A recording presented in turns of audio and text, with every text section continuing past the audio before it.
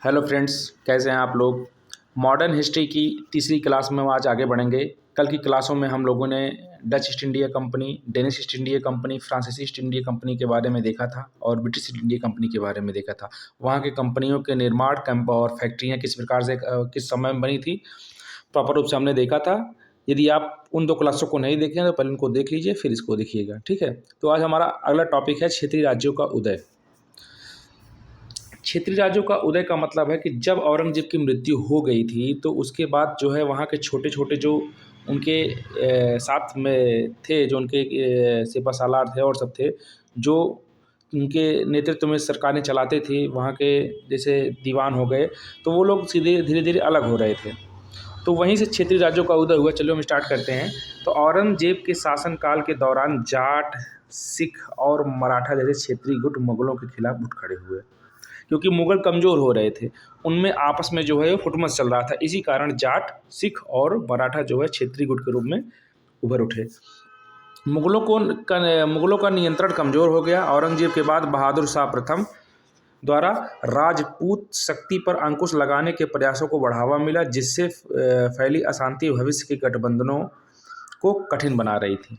ठीक है, क्योंकि वो राजपूतों पर जो है वो अंकुश नहीं लगा पा रहे थे, इसी कारण ऐसा हो रहा था। और जानते हैं कि जिस हद तक औरंगजेब, अकबर जैसे शासक और शाहजहाँ जैसे लोग शासक जो थे, राजपूतों के कार्यशैली पर नियंत्रण स्थापित कर पा रहे थे, उस तरह के नियंत्रण उत्तरवर्ती मुगल शासक जो है नहीं लगा पाए। तो क्षेत्रीय राज्यों का वर्गीकरण आप करेंगे तो सबसे पहले एक स्वतंत्र राज्य हुआ करता था। तो स्वतंत्र राज्य क्या है? तो ऐसे राज्य जो मुख्य रूप से मुगलों की प्रांतों पर कमज़ोर पकड़ के कारण अस्तित्व में आए, जैसे कि मैसूर और राजपूत क्षेत्र के उदाहरण हैं। पहले राजपूत भी इनके साथ थे, मैसूर भी इनके साथ था। बाद में वो जो है हैदर अली के नेतृत्व में अलग हो गया था। ठीक है। उसके बाद देखिए उत्तराधिकारी राज्य कौन थे। तो ये पूर्व मुगल प्रांत थे, जो साम्राज्य से अलग होने के बाद अलग अलग राज्यों में परिवर्तित हो गए। हालांकि उन्होंने मुगल शासक की सर्वोच्चता का विरोध नहीं किया, लेकिन उनके राज्यपालों द्वारा लगभग स्वतंत्र और वंशानुगत शक्तियों के निर्माण ने इन क्षेत्रों के स्वशासित शासन के उदय को संकेत किया। मतलब स्वयं हम शासन करेंगे और हम मुगल की सत्ता को सर्वोच्च मानेंगे, लेकिन उसकी हर बातों को नहीं मानेंगे।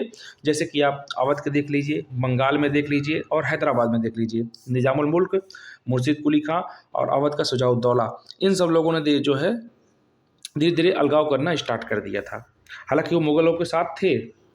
नवीन राज्य कौन कौन से थे? तो ये वे राज्य थे जो मुगल शासन के खिलाफ विद्रोह करने वाले गुटों द्वारा स्थापित किए गए, जैसे कि मराठा, सिख, जाट क्षेत्र के प्रमुख उदाहरण हैं। तो चलिए हम स्टार्ट करते हैं। ये काफ़ी इंपॉर्टेंट्स हैं और इसको देखना जरूरी है। देखिए हैदराबाद, पहला जो स्वतंत्र रियासत हुआ वो हैदराबाद हुआ। ये हैदराबाद क्या था? तो ये मुगलों के कहीं हद तक सपोर्टर थे, लेकिन उनकी हर बातों को नहीं मानते थे।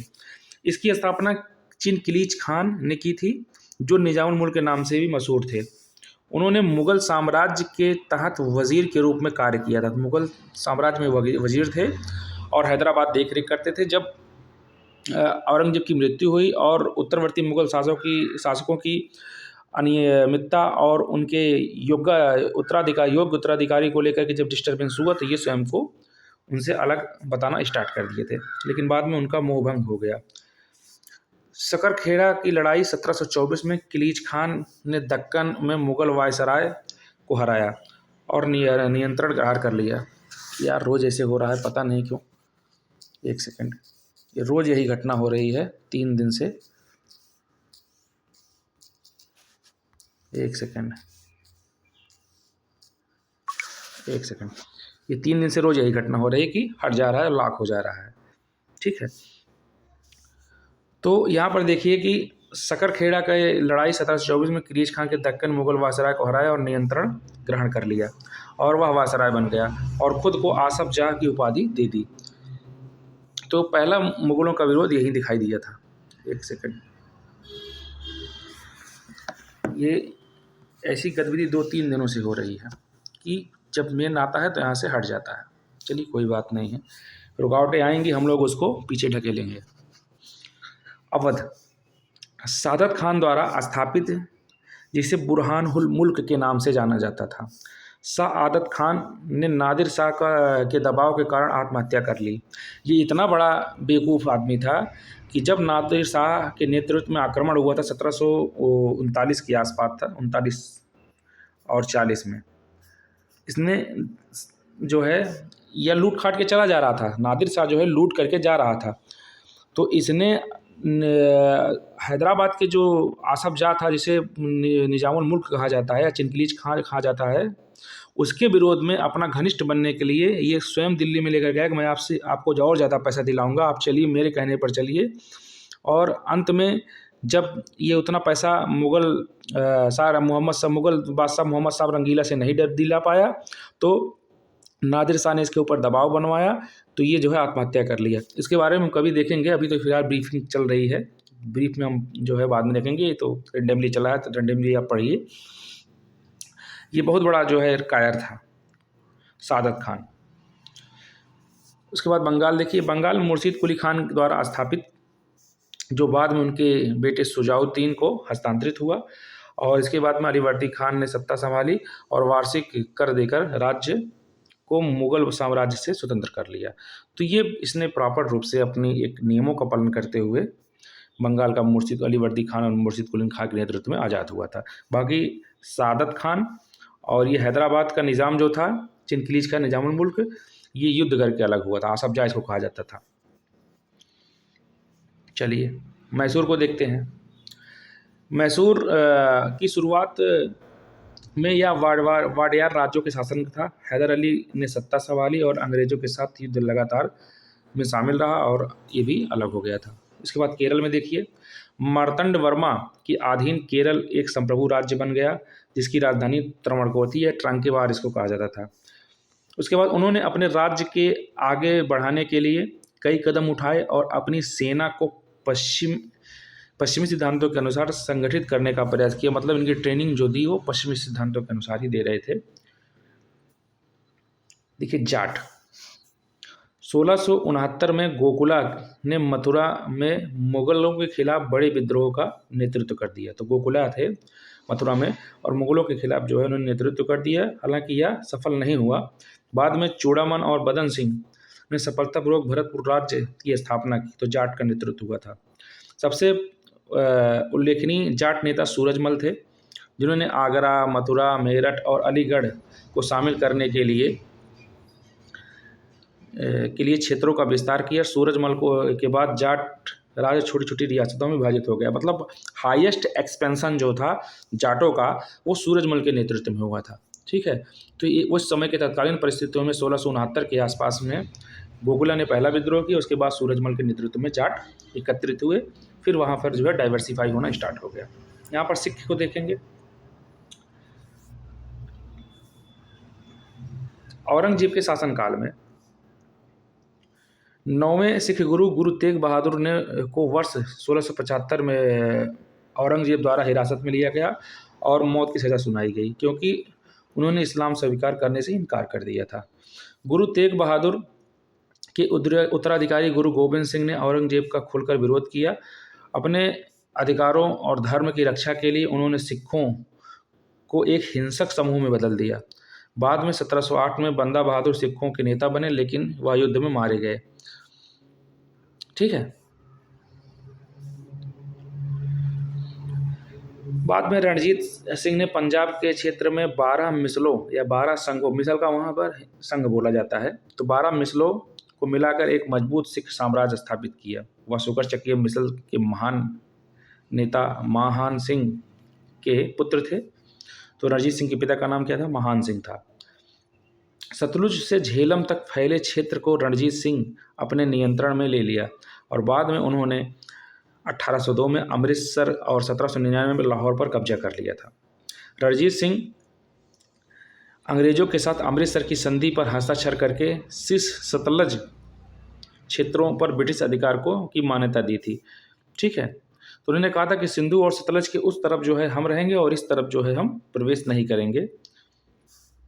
हालांकि जैसे ही उनका शासनकाल समाप्त हुआ, अंग्रेजों ने उन्हें वर्ष 1838 में शाह शुजा और अंग्रेजी इस कंपनी के साथ त्रिपक्षीय संधि पर हस्ताक्षर करने के लिए मजबूर किया, जिसमें उन्होंने ब्रिटिश सैनिक को पंजाब से गुजरने की अनुमति देने पर सहमति व्यक्त कर दी।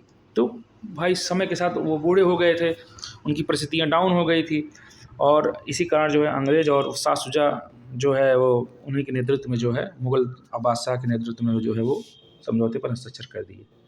मराठा पेशवाओं के नेतृत्व में वे मुग़ल शासन के सबसे पहले प्रबल विरोधी के रूप में उभरे। उन्होंने मुग़ल प्रभुत्व के मुख्य उत्तराधिकारी होने का अधिकार का दावा किया। हालांकि पानीपत की तीसरी लड़ाई में अहमद शाह अब्दाली से हार गए 1761।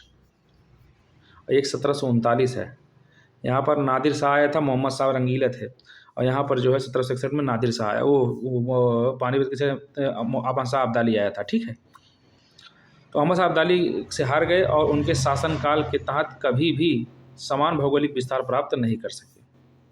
ठीक है, तो हाइपर एक्सपेंशन 1761 तक ही मराठों का हुआ था। उसके बाद यहाँ पर देखिए रोहिलखंड और फर्रुखाबाद। नादिर शाह के आक्रमण के बाद मुग़लों के कमज़ोर होने के बाद रोहिलखंड साम्राज्य की स्थापना अली मोहम्मद खान ने कर दी थी। फर्रुखाबाद साम्राज्य की स्थापना दिल्ली के पूर्व क्षेत्र में एक अफ़गान मोहम्मद खान बंगस ने की थी। ठीक है, अब क्षेत्रीय राज्यों की प्रमुख विशेषताएं क्या थी? अधिकांश मुग़ल साम्राज्य के आधिपत्य के नाम मात्र के लिए स्वीकार किया और कुछ ने से तो इसको नकार दिया था। तो कुछ नाम मात्र के लिए उनका आधिपत्य स्थापित कर रहे थे, ये चलिए ठीक है, मुग़ल बादशाह हमारे बादशाह हैं, और कुछ कहे कि कुछ नहीं हैं। इन राज्यों में क्षेत्रीय राजनीति का उदय हुआ और इसमें प्रांतीय शासकों को स्थिरता बनाए रखने के लिए स्थानीय हितों में रुचि लेनी पड़ी। सुदृढ़ वित्तीय, प्रशासनिक और सैन्य संगठन पर आधारित प्रणाली विकसित करने में विफलता ने उनके विकास को सीमित कर दिया।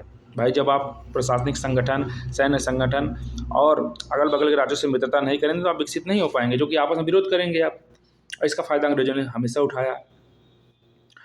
पड़ोसी क्षेत्रीय शक्तियों के बीच लगातार युद्ध ने, ये देखिए आ गया, युद्ध ने सभी राज्यों को इस हद तक कमज़ोर कर दिया कि मुग़ल के बाद अखिल भारतीय राज्य स्तर पर कोई भी शक्ति शून्य को भरने में सक्षम नहीं हुआ। मतलब जो स्थान छोड़ करके मुग़ल चले गए थे उसका स्थान भरने के लिए कोई नहीं रह पाया, क्योंकि मराठे उस समय तक खत्म हो गए थे, तो स्थान कौन भरेगा? कोई ना कोई तो भरेगा ही। जब कोई स्थान खाली होगा तो कोई ना कोई स्थान को लेगा, ये प्रकृति का शाश्वत सत्य है। तो यही कारण था कि फिर अंग्रेज यहाँ पर आ गए थे। कृषि आय में गिरावट आई तथा जागीर चलाने वाले मनसबदारों की संख्या में वृद्धि के कारण जमींदारी संकट गहरा हो गया। अब आपको मैं एक चीज़ यहाँ बताना चाहता हूँ कि भारत पहले एकीकरण होता है चंद्रगुप्त मौर्य के समय में, देखिए, फिर धीरे धीरे यहाँ पर बल्कनाइजेशन होगा। बल्कनाइजेशन मतलब छोटे छोटे भागों में बिखर जाएगा। फिर मुग़लों के समय में एकीकरण हुआ, फिर देखिए यहाँ पर ये टूट रहा है। तो भारत कभी एकीकरण होता है, कभी टूटता है, कभी एकीकरण होता है, कहीं टूटता है। हम एकत्रित होकर के टूटे हैं। क्यों टूटे हैं? क्योंकि हमारे यहाँ आंतरिक गतिविधियों में ज़्यादा समस्याएं हैं, इंटरनल सिक्योरिटी यहाँ डिस्टर्बेंस है, यही कारण है। अब कला और वास्तुकला और संस्कृति का विकास, तो बड़ा इमामबाड़ा लखनऊ के आसफुद्दौला दौला द्वारा बनवाया गया था। सवाई राजा जय सिंह गुलाबी शहर पिंक सिटी जयपुर का निर्माण करवाए थे। उन्होंने दिल्ली, जयपुर, बनारस, मथुरा और उज्जैन में 5 खगोलीय वेधशालाएँ बनवाई थी। अंत में उन्होंने जिज मोहम्मद शाही तैयार की, जो लोगों के खगोल विज्ञान का अध्ययन करने में मदद के लिए समय सारणी को सेट करता था। केरल के महापद्मनाभपुरम महल का भी निर्माण कराया गया था। ठीक है, भाषा और साहित्य में क्या चीज़ें थी? तो भाषा और साहित्य में उर्दू शायरी 18वीं सदी में मीर सौदा नज़ीर और मिर्ज़ा गालिब जैसे प्रमुख कवियों के साथ जो है साहित्य हमारी फली फूली। मलयालम साहित्य त्रावणकोर शासकों द्वारा समर्थित था, जिसमें कुचन और नाम्बियार जैसे प्रभावशाली कवि शामिल थे। तो उर्दू शायरी के जो है मिर्ज़ा गालिब वगैरह उस समय थे 18वीं सदी के आसपास का। उसके बाद मलयालम साहित्य में नाम्बियार और कुंचन जैसे साहित्यकार थे। तमिल में सितार कविता तयुम नावर द्वारा मंदिर शासन और जाति की आलोचना के साथ उभरी थी, क्योंकि उस समय जाति व्यवस्था भी अपने चरम पर था। हम अंदर से टूटे थे, तभी हमारे ऊपर कोई शासन कर पाया। यदि हम एकत्रित हुए होते, जाति, धर्म व आडंबर जैसी गतिविधियों में हम न उलझ करके एक रहे होते, तो हमारे ऊपर किसी की औकात नहीं थी जो हम पर शासन कर लेता। तो कोई हम पर शासन कर रहा है, इसके जिम्मेदार हम खुद हैं। आज हमारी आपकी बात सुनी नहीं जा रही, इसका जिम्मेदार हम खुद हैं। हम जिस दिन सुधर गए तो हमसे आपसे कोई पार नहीं पाएगा। इस चीज़ को आप विचार कर लीजिएगा। पंजाबी महाकाव्य वारिस शाह ने हीर राझा एक प्रसिद्ध रोमांटिक कृति लिखी थी। सिद्ध साहित्य शाह अब्दुल लतीफ़ द्वारा समृद्ध, जिन्होंने रिसालों को लिखा, विधवा पुनर्विवाह को हतोत्साहित किया गया और राजा सवाई जयसिंह और परशुराम भाऊ के प्रयासों से विधवा पुनर्विवाह को बढ़ावा देने विफल रहा। ठीक है, कि विधवा पुनर्विवाह को बढ़ावा देने में विफल रहा, कि विधवा पुनर्विवाह का प्रचलन किया जाए, उन्होंने विफल कर दिया था। तो परशुराम भाऊ के प्रयासों से ऐसा किया गया था।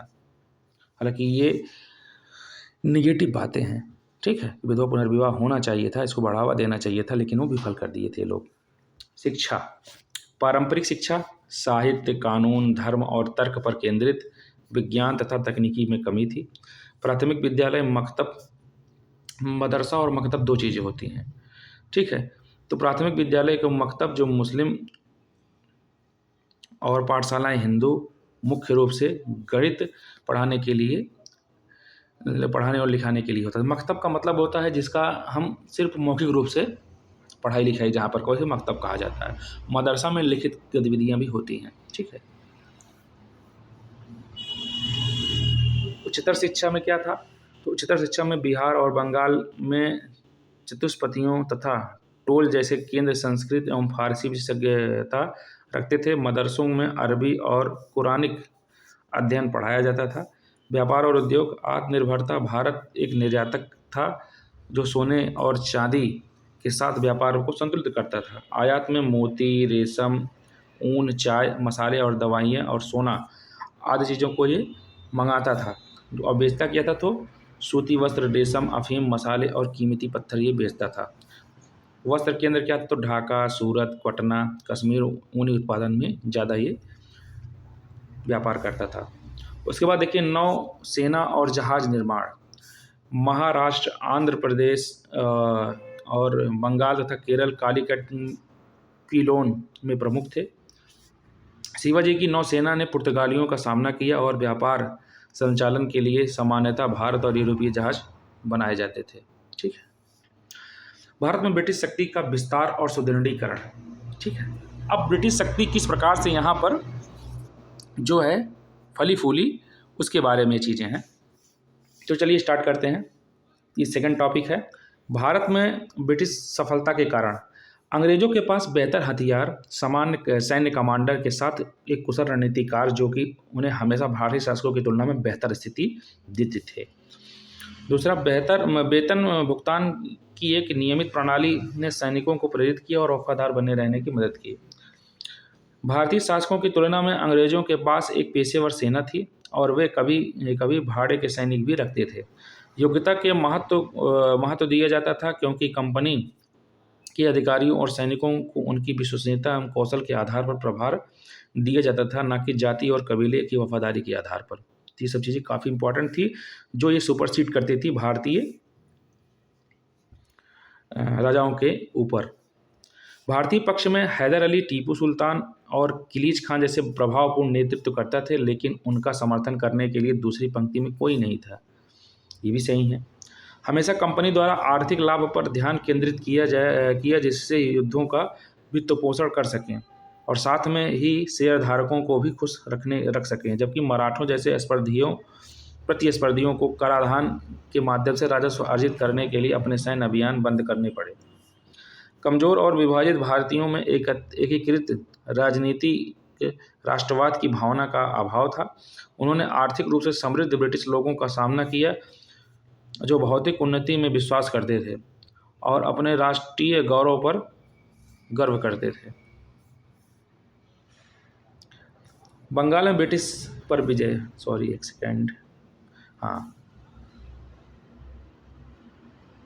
बंगाल पर ब्रिटिश विजय। ब्रिटिश पूर्व बंगाल की स्थिति। बंगाल एक समृद्ध प्रांत था जो यूरोप को सोरा, चावल, नील, काली मिर्च, चीनी, रेशम, कपास, कपड़ा और हस्तशिल्प का निर्यात करता था। ईस्ट इंडिया कंपनी का निवेश 1630 के दशक में ईस्ट इंडिया कंपनी ने चारों ओर से निवेश किया और इसका 60% एशियाई आयात केवल बंगाल से होता था।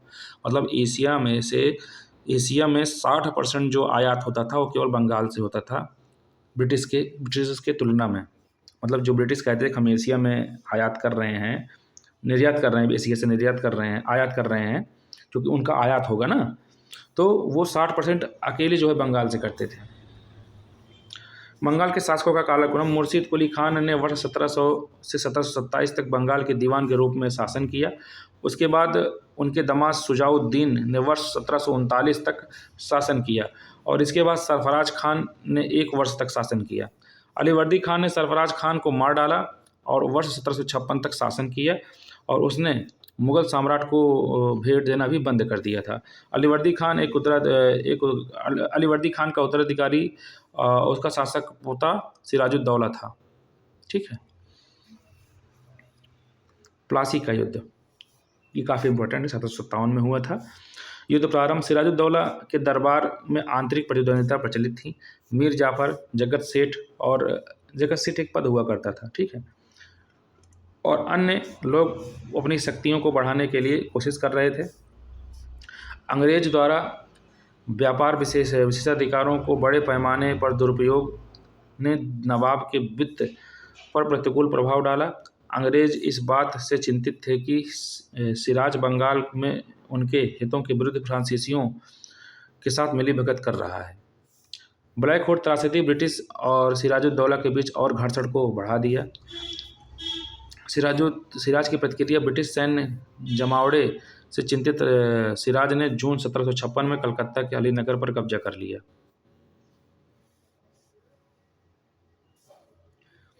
करायू की रणनीति सिराज को आंतरिक प्रतिद्वंदिताओं के साथ गठबंधन को बनाया जिससे कि ब्रिटिश जीत सुनिश्चित हो पाई।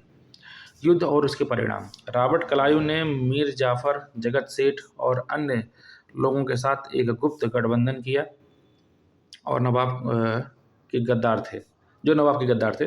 षड्यंत्र के कारण अंग्रेज आसानी से युद्ध जीत गए और अब अंग्रेजों के पास बंगाल के विशाल संसाधन थे और उसका वो सुदोहन करेंगे। मीर जाफ़र बंगाल का नवाब बना और उसने अंग्रेज़ों को धन के साथ 24 परगने की जिम्मेदारी भी दे दी।